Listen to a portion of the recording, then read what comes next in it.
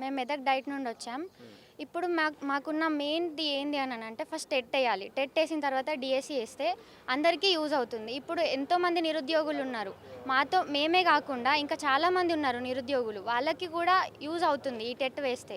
ఇప్పుడు టెట్ లేకుండా డిఎస్సి రాసుకోండి అని అంటున్నారు. మరి ఎంబీబీఎస్ లేకుండా డైరెక్ట్గా సర్జరీ చేస్తున్నారా?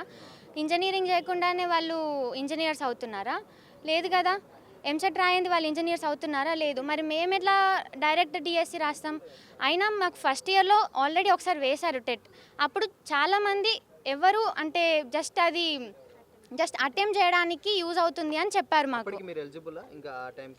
ఎలిజిబుల్ కాదు, జస్ట్ అది ఓన్లీ మాకు ప్రాక్టీస్ కోసం అని చెప్పేసి వాళ్ళు వేశారు. అప్పుడు చాలామంది అప్లై చేసుకోలేదు. అప్లై చేసుకున్నా కానీ రాసిన వాళ్ళలో నుండి 75% మెంబర్స్ అందరూ కూడా ఎవ్వరు కూడా